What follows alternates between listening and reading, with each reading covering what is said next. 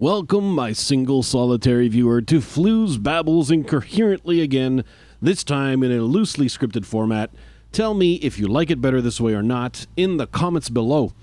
So, the best Ginger 13, Ginger Hot Dog, has made another talkie video, this one called OPINIONATED VIDEO REACTIONS, in all caps, which perfectly sets the table for me to talk about two little subjects: insults as responses and the principle of intellectual charity. So, first things off, per the terms of fair use, I can legally use an excerpt from Ginger's video, and that's not a copyright infringement at all, because I'll be adding commentary. The link to the original video is in the description box, so I invite you to check it out in full if you haven't already, or to read up on the terms of fair use if you don't know what they are. So here's what Ginger said. But that's kind of the point of the video. The point of the video is to ensue discussion, which it definitely did. I got a lot of response videos from people. Not all of them I agreed with, but those people who I disagreed with, I didn't go out and insult them. So a lot of people in my comments, because they disagreed with me, went out and insulted me. And that's not the way you should handle things, you guys. If someone disagrees with you, talk it out. See what they think. Hear their side of the story. So if you do happen to want to make a counterpoint, then you'll have both sides of the story, and then you can be a credible source for that. So it just kind of pisses me off that people just went out and they're just calling me like gay, or I just want girls, or stuff like that, you know. It's very aggravating that people resort to insults before actual points. So yeah, there were some things said there, but what I'd like to focus on is insults as a response. I didn't read Ginger's comment section, and I have no clue what's being said there. So, but that's not what I'm responding to. I'm not responding to Ginger, and I'm not responding to Ginger's comment section, but I'm just using his words as a springboard for the topic of the day. So what I want to do is give you some tools to find out whether someone is a jerk with a point, or someone who insults instead of making a point. See the difference? All right, but first I want to clear a point.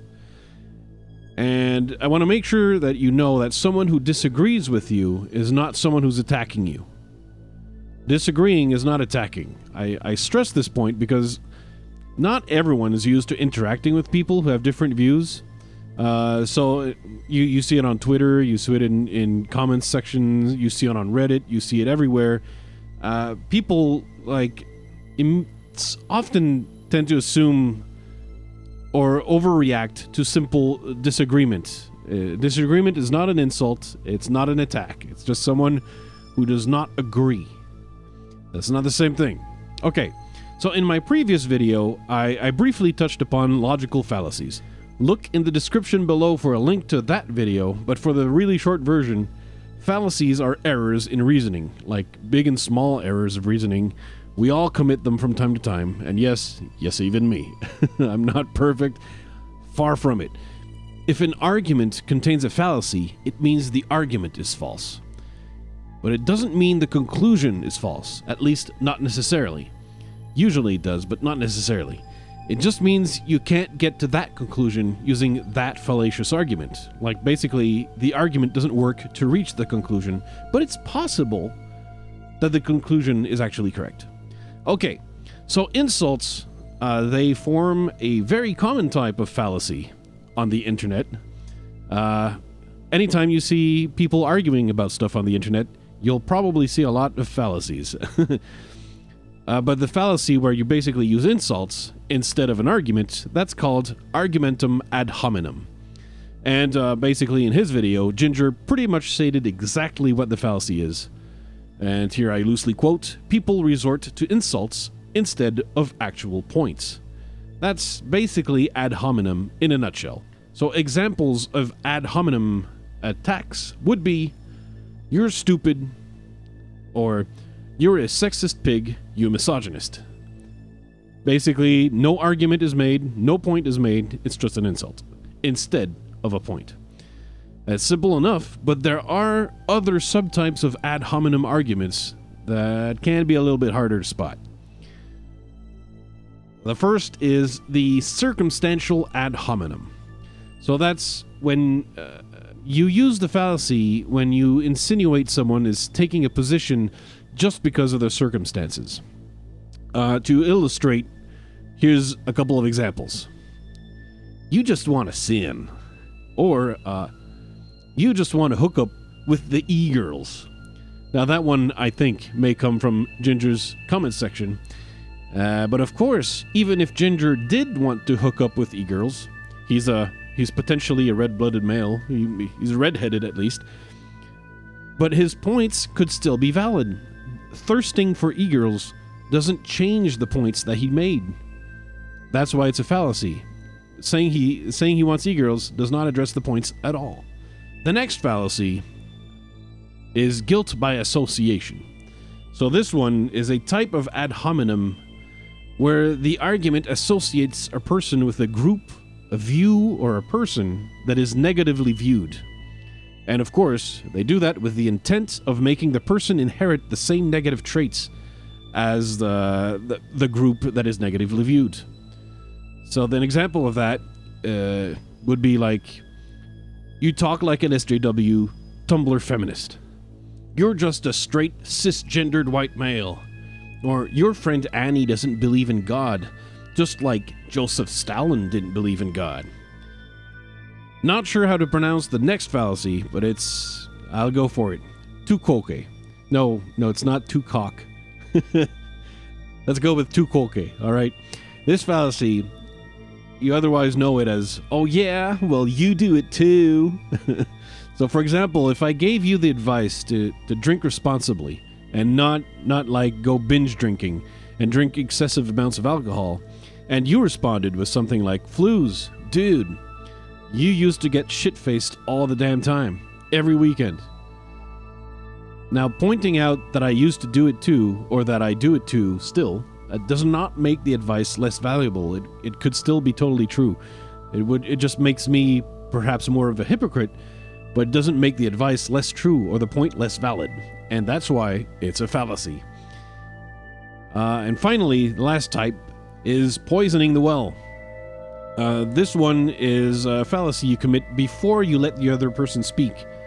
And it's basically the aim is to manipulate the audience so that they're less receptive to what the other person will say after you've poisoned the well. So remember the clip of Ginger's video? Like earlier, right? You remember? Imagine if I had introduced it like this.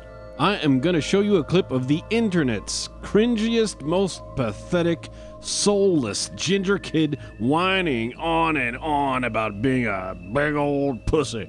He's a big old pussy. He's a big old pussy. That's poisoning the well. Though, of course, you can poison the well with a lot more subtlety than that. But basically, that's it. So, those were the fallacies. But not every insult is a fallacy. Sometimes people make valid points in a tactless or perhaps condescending manner. Like someone can be a jerk or a douchebag, but that doesn't stop them from making a point at the same time. And that's why I described the fallacies, so that you can find them. Or also notice when a jerkbutt's actually making a good point, a good argument, but they're just doing it in a rude manner.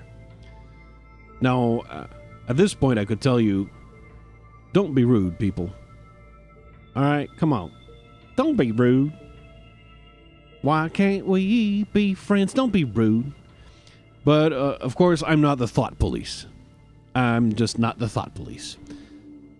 I could say, like, do you want to spread negativity in the world? Well, that's not my call to make.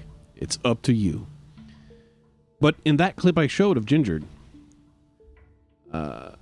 Ginger mentioned responses to his opinions.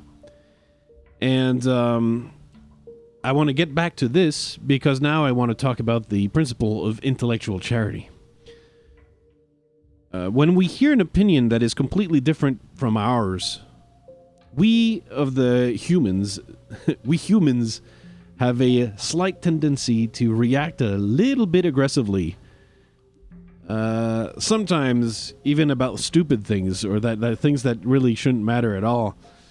Like what sports team you root for, or like what music you listen to. You know, like what you're a Patriots fan? You're a Patriots fan? Or you listen to One Direction? Gross. And yeah, that is gross, but that's not the point. Like, when we hear these different opinions, sometimes we tend to react a little bit aggressively. And not consciously, necessarily. We tend to subconsciously interpret what the other person's saying in the worst way possible. Because, like, we're in conflict mode, right? So, for instance, like feminists listen to opponents and find hidden misogyny everywhere. And, like, sexism and misogyny and, they'll find it everywhere. And the other side, they just end up hearing a delusional feminazi. And in the end, no side is actually listening to what anyone's actually saying. They're just, like, screaming past each other in a flame war that never ends. And basically, that's the story of the internet, isn't it?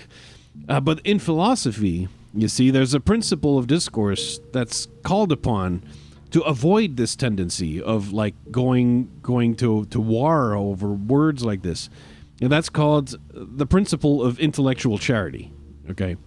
Now, what this means is that when you hear someone voice an opinion that is completely different to yours, you breathe in, take a deep breath, and then try to follow the following steps. 1. Set your own beliefs on the matter aside, and that way they won't cloud your judgment. 2. Provisionally assume that what the other person is saying is true and correct. Now, this is provisional, of course, but, like, if only as a thought experiment, assume for the moment that they're saying the truth. And 3, try to understand what they mean instead of looking for mistakes to pick on.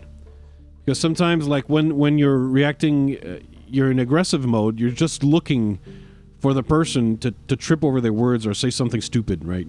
And then you say, you said something dumb. But instead, do the opposite. Try to understand what they mean instead of focusing on when they don't express themselves the perfect way, all right?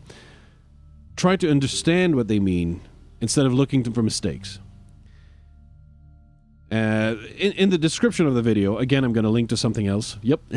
There's a link to a much more detailed page on the principle of charity. Because I feel this one's important, especially if you're going to make videos about opinions, or videos called opinionated video reactions. You're going to need some of this. Almost any time people argue on the internet, they virtually never use this methodology. And if they did, there wouldn't be as many flame wars. The principle of intellectual charity is basically your best shot as understanding where someone with a different viewpoint is coming from. And understanding others, I think, is a pretty important skill to have in life. Do you agree or disagree? Tell me what's on your mind in the comments.